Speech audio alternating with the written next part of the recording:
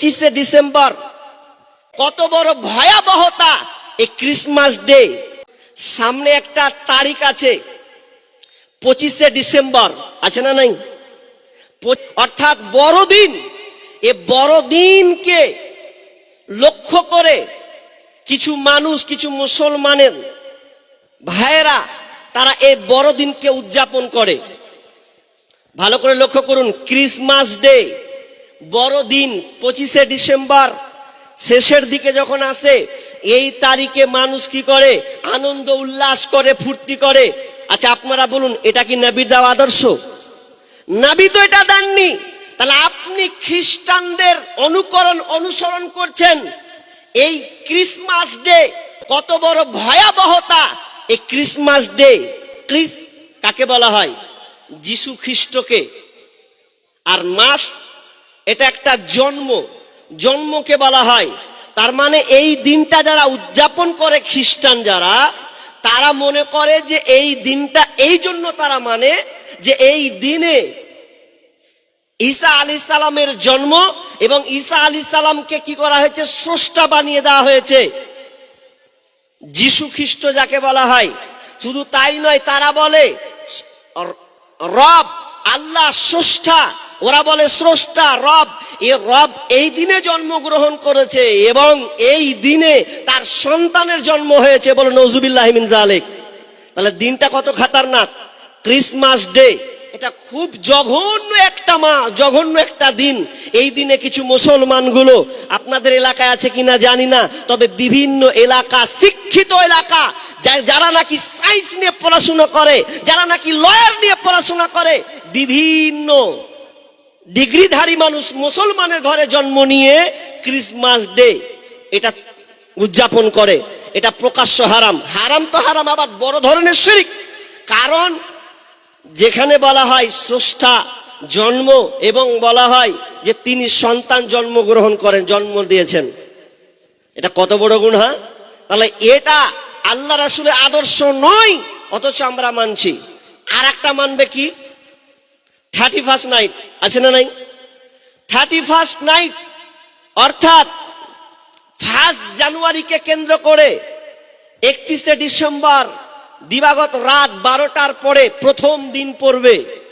আর এই দিনকে কেন্দ্র করে অনেক মুসলমানের বাচ্চাগুলো দেখবেন পিকনিক খায় না? আর আছে আপনার এদিকে এলাকায় আছে? আছে।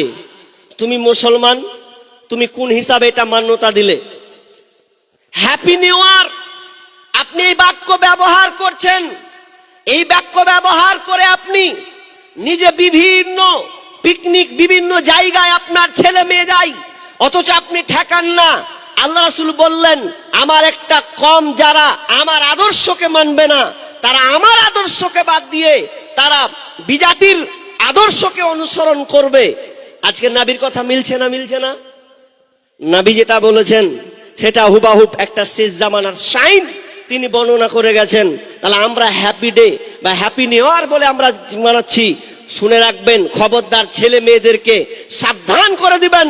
এই হ্যাপি নিউ ইয়ারের নামে যত পিকনিক আছে এগুলোকে রোধ করতে হবে, সন্তানদেরকে পিটিয়ে সোজা করতে হবে। এটা মুসলমানের বাচ্চাদের জন্য নয়, এটা খ্রিস্টানরা মানাক। এই দিনে কি হয়? তারা অনেক কিছু মানে। এই দিন এমন একটা দিন, তারা বলে এই দিনে যদি আনন্দবাজি করি, আতশবাজি ফুটাই, তামাশা ফুটাই, গান বাজনা করি, তাহলে প্রথম দিন ভালো গেলে সব দিন ভালো যাবে। জি, এগুলো থেকে বেঁচে থাকতে হবে। এবার চলুন, কিয়ামত কখন হবে এ ব্যাপারে সাহাবীরা আল্লাহ রাসূলকে ঘিরে ধরতেন। আল্লাহ রাসূল তখন শর্টকাটলি, বিভিন্ন অনেক আয়াত আছে, একটা আয়াত, বিসমিল্লাহির রহমানির রহিম, ইয়াসআলুকান নাসু আনিস সাআহ কুল ইন্নামা ইলমুহা ইনদাল্লাহ ওয়া মা ইউদরিকা লাআল্লাস সাআতা তাকুনু করিবা। লোকেরা নবীকে জিজ্ঞাসা করলেন, কিয়ামত কখন হবে, পৃথিবী কখন ধ্বংস হবে।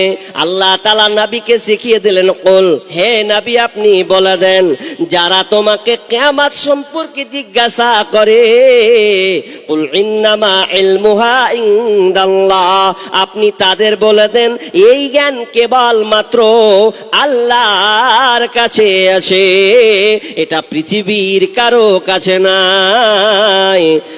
ইন্নামা ইলমুহা ইনদাল্লাহ ওয়া মা ইদরিকা লাআল্লা সাআতা তাকুনু করিবা, তবে আপনি জেনে নিন কিয়ামত বেশি দূরে নয়, কিয়ামত খুবই সন্নিকটে।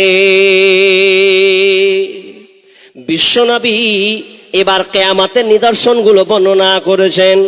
কখন পৃথিবী ধ্বংস হবে জ্ঞান আল্লাহর কাছে আছে, তবে বিশ্বনবী আমাদেরকে নিদর্শন দিয়ে গেছেন যে কখন তোমরা কিয়ামত হবে, যখন তোমরা এই আলামতগুলো দেখতে পাবে। যে আলামতগুলো আমি আপনাদের সামনে বর্ণনা করব, এই আলামতগুলো হচ্ছে ছোট একটা সিগন্যাল দেওয়ার মতন একটা আলামত সাইন তিনি বর্ণনা করেছেন। বিশ্বনবী 1 নম্বর বলেছেন, ইযা তুখিদাল ফাইয়ুদু আলান ওয়াল আমানাতু মাগনামান ওয়াজ যাকাতু মাগরামা ওয়া তুল্লিমা লিগাইরি দিন। 1 নম্বরে বিশ্বনবী বলেছেন, ইযা তুখিদাল ফাইয়ুদু আলান, যখন তোমরা দেখবে জনসাধারণের মালকে সরকার বরাদ্দর টাকাকে নেতারা লুটে লুটে খাবে, তোমরা 1 নম্বর আলামত দেখতে পাবে রে, নেতারা জনসাধারণের মালকে লুটে লুটে খাবে। আচ্ছা, এটা চলছে কি চলছে না? কথা উত্তর দেন। কালেকশন শুরু করে দেবো, আর যদি করেন তো বায়ান করবো না। আমি তুই একটা কথা বলে তাহলে আদায় করছি। কপাল খারাপ, কোনো জায়গায় আলোচনা করতে পারি না। মাশাআল্লাহ, কালেকশন শুরু করতে বলছে, দোষটা কার আমার না আপনার খেয়াল জানে। যাক, আর বক্তা মনে হয় নেই, বাংলা মুকাররির নেই নাকি, মনে না নেই, তাহলে একজনই আমি। তাহলে তো আর কি আপনাদের কি কোরআন হাদিস থেকে শোনাবো? শুরু করলাম সবে মাত্র। তো কালেকশন শুরু করে দিই ইনশাআল্লাহ। যেহেতু সময় কম বিধায় আলোচনা আপনাদের শোনাতে পারবো না, তবে কিছু একটা কথা বলি, তারপর কালেকশনের দিকে যাই। আপনারা জানেন এই জলসা কবরস্থান, যেই কবরস্থান যেখানে সকলকেই ঘুমাতে হবে, কেউ বাদ যাবে না, সবাইকেই ঘুমাতে হবে। আসল ঠিকানা, আসল ঘর। আপনি যখন মারা যাবেন, ভালো করে শুনবেন, একটু দাঁড়ান, একটু ধৈর্য ধরেন। মানুষ যখন মারা যাবে, তো মানুষ মারা গেলে আনাস রাদিয়াল্লাহু তাআলা আনহু তিনি বর্ণনা করছেন হাদিসটা কি, ইয়াদবাউল মাইয়িতা সালাসা ফায়ারজিউ ইসনানি ওয়া ইয়াবকা মা'ু ওয়াহিদ ইয়াতবাউহু আহলুহু ওয়া মালুহু আমালুহু ওয়া ইয়াবকা ফায়ারজিউ আহলুহু ওয়া মালুহু ওয়া ইয়াবকা আমালুহু। বিশ্বনবী বলেন, মানুষ যখন মারা যায় তার সঙ্গে 3টা জিনিস যায়, 3টা জিনিস তার সঙ্গে শরীক হয়, তার সঙ্গে একসঙ্গে যায়। ফায়ারজিউ ইসনানি, তবে 2টা জিনিস তার সঙ্গে ফিরে চলে আসে। একটা হলো ইয়াতবাউহু আহলুহু ওয়া মালুহু, আহলুহু ওয়া মালুহু, আহাল এবং মাল তার সঙ্গে যাবে না। তার বাপ গিয়েছে, ভাই গিয়েছে, বন্ধু গিয়েছে, চাচা গিয়েছে, প্রতিবেশী গিয়েছে, সবাই আপনার লাশকে কাঁধে বহন করে কবরস্থান পর্যন্ত তারা নিয়ে গেছে। তবে যখন আপনাকে দাফন কাফন করে দেবে, 3 হাত মাটির তলায় যখন আপনাকে শুইয়ে দেবে, শুইয়ে দেওয়ার পর তারা ওপরে একটা চাটিয়ান, তারা একটা বাঁশের খুঁটাগুলোকে, ছোট ছোট বাঁশগুলোকে কেটে দিয়ে আপনার কবরে যেখানে আপনি শুবেন তার উপরে আপনাকে ঢেকে দেওয়া হবে এবং তার চাটাই চাপিয়ে দেওয়া হবে। চাটাই চাপিয়ে দেওয়ার উপরে একটা মাটি আপনার উপরে চাপিয়ে দেওয়া হবে। এমন একটা সময় যেই সময়টা আপনাকে কবুল করে নিতে হবে, কোনো কায়দা নাই। কারণ প্রত্যেক মানুষকে কবরে যেতে হবে, এটা হলো কবরের প্রথম মঞ্জিল। পরকালের প্রথম মঞ্জিল হলো কবর, আর দুনিয়ার প্রথম মঞ্জিল হলো মায়ের পেট। মায়ের পেট থেকে দুনিয়ার হলো মা। আর আলামে আরওয়া প্রথমে ছিলাম। এই আলামে আরওয়া একটা জগৎ, রুহু জগৎ বলে একটা জায়গা আছে, ওই জায়গাতে আমরা ওখানে ছিলাম। ওখান থেকে আল্লাহ আমাদের মায়ের জগতে নিয়ে এসেছেন, আর মায়ের পেট থেকে দুনিয়া জগতে আমরা সূচনা, মায়ের পেটে সূচনা শুরু হয়েছে। এরপরে দুনিয়ার জগতে আমরা আলো পেয়েছি, দুনিয়ায় চলাচল জিন্দেগি সব কিছু পেয়েছে।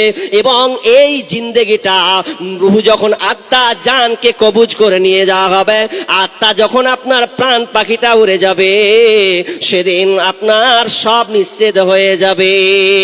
আপনি শুয়ে থাকবেন, সন্তান সন্ততি কানবে, ডানেতে কাঁদিবে মাতা, বামেতে পরম পিতা, পদতলে প্রেয়সী, অঝর নয়নে রে, ছাড়িয়া ভবের ভব যাইবি কেমনে, মালাকুল মউত আসিয়া বলিবে চল হে মরণে। মরে গেলেন, দাফন কাপন হয়ে গেল, দুইটা জিনিস আসবে, হাল আর একটা হলো মাল। মাল বলতে বোঝায় আপনাকে যেগুলো দিয়ে, চাদর দিয়ে, খাটলিয়া দিয়ে, বিভিন্ন দিক দিয়ে আপনাকে ঢেকে নিয়ে যাওয়া হয়েছিল কবরস্থানে, ওইখানে সম্পূর্ণ আপনাকে থেকে সবাই চলে আসবে। বন্ধুরে আমার, ও আমালুহু ওয়া বকা আমালুহু, তবে শেষে একটা আমাল আছে, এর সঙ্গে তো আপনার কোনোদিন আপনাকে ছেড়ে কোনো কথা বলবে না। ওই আমালটা কে? ওই আমালটা হলো নামাজ, ওই আমালটা হলো রোজা, ওই আমালটা হলো দান সাদাকা। আপনি দান সাদকা ভালো ভালো যে নেকিগুলো করবেন, ওইগুলো আপনার সঙ্গে থাকবে। বাকি দুনিয়ার জন্য আপনি যত মারামারি ধোপাধাপি এত সময় ব্যয় করছেন ছেলে মেয়েদের জন্য, এগুলো সময়ের ক্ষণিকের জন্য, ওরা কেউ আপনার সঙ্গী হবে না। একলা জীবন, একলা মরণ, একলা চলতে কিসের ভয়, এই দুনিয়ার মানুষগুলো কেউ তো কারো নয় গো, এই দুনিয়ার মানুষগুলো কেউ তো কারো নয়। স্বার্থ ছাড়া কেউ চলে না, মনের কথা কেউ বুঝে না, স্বার্থ ছাড়া কেউ চলে না, মনের ব্যথা কেউ বুঝে না।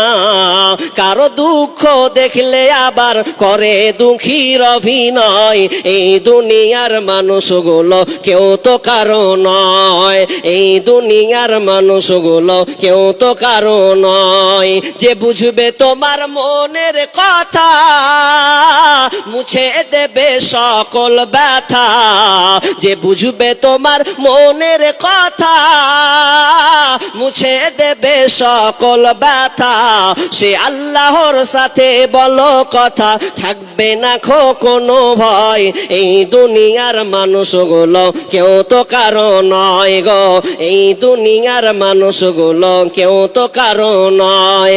একলা জীবন, একলা মরণ, একলা চলতে কিসের ভয়, এই দুনিয়ার মানুষগুলো কেউ তো কারো নয়। আপনি যেদিন মারা যাবেন, আপনার নাম হবে লাশ, আর আপনাকে নাম বলবে না, বলবে অমুকের লাশটা কোথায়, কখন দাফন হবে। আর আপনি যখন মরে যাবেন, তো মরার সময় 1 মাস 1 দিন 2 দিন, 1 মাস 1 বছর এ করতে করতে আপনাকে সবাই ভুলে যাবে, আপনার কথা কেউ মনে রাখবে না। কারণ আপনি দুনিয়াতে আপনার প্রয়োজন ছিল, মায়ের প্রয়োজন ছিল, বাপের প্রয়োজন ছিল, ভাইয়ের প্রয়োজন ছিল, স্ত্রীর প্রয়োজন ছিল, ছেলের প্রয়োজন ছিল, আর আপনি নাই তো প্রয়োজন নাই। অতএব আপনি কবরে যখন ঘুমাবেন, তখন আপনার সঙ্গে আমালটা থাকবে, এছাড়া আপনার কোনো বাঁচার কোনো উপায় থাকবে না। অন্ধকার কবরে আপনি থাকবেন। আপনি একটা বার ভাবেন, আপনি ঠান্ডার মৌসুম মৌসুমে আপনি লেপ ছাড়া থাকতে পারেন না, লেপ না হলে আপনি কনকনে শীতে কাঁপন শুরু হয়ে যায়। একবার ভাবেন তো বন্ধুরে আমার, আপনাকে যখন কবরে রাখা হবে তখন আপনাকে কোনো লেপ কাটা থাকবে না, শুধু পরনে একটা সাদা কাফন থাকবে, পরনে শুধু সাদা কাফন থাকবে। তার মানে আপনাকে সংকেত দেয় তুমি এসেছিলে উলঙ্গ হয়ে, কবরে যাবে তুমি উলঙ্গ হয়ে। তুমি যতগুলো মাল নিয়ে এসেছিলে আল্লাহ তোমাকে দিয়েছে, আসলে তোমার ওই মাল নয়, ওগুলো মাল হলো ওয়ারিসের মাল। এই মাল ধন ছিল তোমারও দাদার, সে মরে গিয়ে হয়েছে তোমার বাবার। বাপের মালেতে তুমি ওয়ারিস হইলে, কাল ছেলে ওয়ারিস হবে তুমি মরে গেলে। ধন ধন করিও না ধন অপরজন, মরিলে তোমার সাথে যাবে না কধন। ধন ধন অপরজন না রহে কাহার, অপরে তোমার মালে উড়াবে বাহার। আজ তুমি পরিতেছ রেশম পশম, কালকে পরিতে হইবে মরণের কাফন। একা অন্ধকারে ছিলে মায়েরই কুদরে, একা ফের যেতে হবে গোর অন্ধকারে। শাহ সেকেন্দার বাদশা মরিবার কালে এই